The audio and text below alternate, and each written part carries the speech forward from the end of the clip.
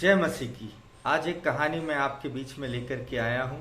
एक पिता देखना चाहता था अपने दोनों बच्चों को कि दोनों बच्चों में से कौन सा बच्चा अपने पिता का अधिक भय मानता है, और इसीलिए उसने एक योजना बनाई और अपने दोनों बालकों को, दोनों बच्चों को बुलाया और दोनों को एक एक कबूतर का जोड़ा दिया, कबूतर दिया और कहा कि बच्चों इसे ले जाओ और ऐसी जगह पर इसे मारना जहां पर कोई भी तुम्हें ना देखे, कोई भी तुम्हें देखने ना पाए। और जो बड़ा बच्चा था वो कबूतर को ले गया, इधर उधर ढूंढा, प्रयास किया कोई ऐसी जगह मिल जाए जहां पे मैं उसको मार सकूं।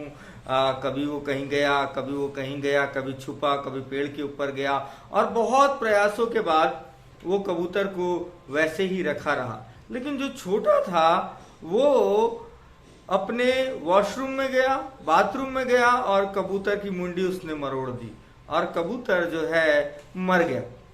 जब सुबह हुई तो पिता ने दोनों बच्चों को वापस बुलाया और पूछा कि बताओ कबूतर का क्या किया गया।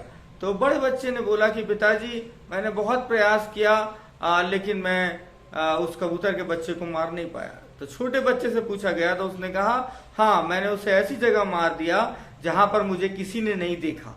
लेकिन बड़े बच्चे से जब पूछा गया आपको वो जगह क्यों नहीं मिली जहां पर आप कबूतर को मार सको, तो उस बड़े बच्चे ने कहा कि हर जगह परमेश्वर मुझको देख रहा था, कोई ना कोई मुझको देख रहा था। मैं बाथरूम में गया तब भी परमेश्वर वहां था, मैं पेड़ पर गया तब भी वहां परमेश्वर था, मैं अपने आप को गाड़ी की डिक्की में छुपा लिया तब भी परमेश्वर वहां था, इसीलिए मैं उस कबूतर को मार नहीं पाया। और परमेश्वर का वचन कहता है कि हर जगह मैं हूं, आकाश पे चढ़ूं तो मैं वहां हूं, अधलोक में जाऊं तो तू वहां है। बहुत सुंदर गीत है।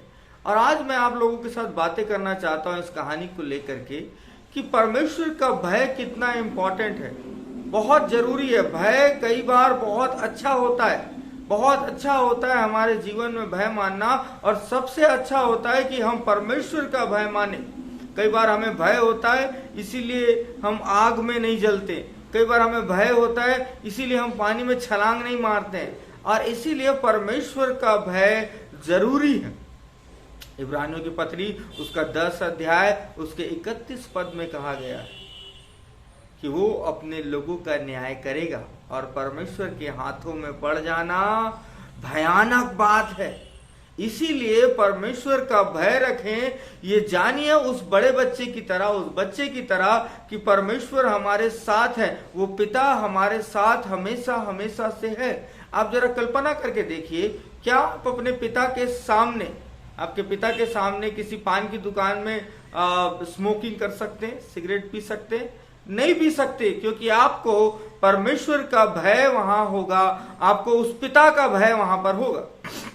कोई लड़की अपने पिता के साथ अपने बॉयफ्रेंड से नहीं मिल सकती, क्यों? क्योंकि पिता का भय है। ठीक उसी तरह जब परमेश्वर को हम ये देखें कि परमेश्वर हमारे साथ है हर समय, सोते उठते बैठते जागते, वॉशरूम में, क्लासरूम में, हर जगह में परमेश्वर है, तो हम पाप नहीं करेंगे, हम गलतियां नहीं करेंगे। आदम और हवा के अंदर में ये भय नहीं था कि परमेश्वर हमारे साथ में है।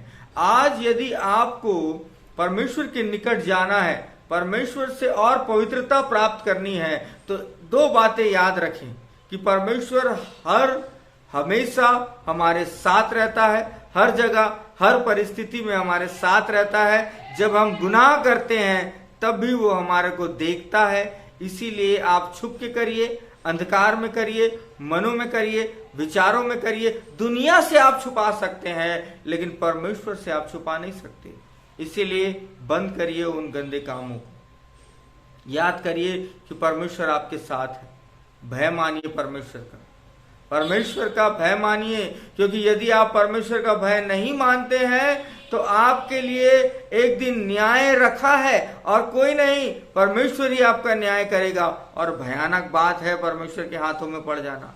आपको कोई मनुष्य सजा दे तो वो सजा मिट जाएगी, कोई जज सजा दे 14 साल 15 साल में मिट जाएगी, लेकिन यदि परमेश्वर के हाथों में पड़ गए तो कोई बचाने वाला नहीं है, कोई भी आपको बचाएगा नहीं।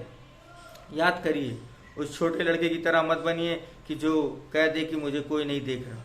बड़े लड़के की तरह बनिए, परमेश्वर हमें हर जगह हर समय देख रहा है, उसकी आंखें आप पर हमेशा लगी हुई है। ध्यान रखिए इस बात को, दो बातें याद रखिए, परमेश्वर का भय मानिए, परमेश्वर को हर जगह अपने साथ रखिए। धन्यवाद।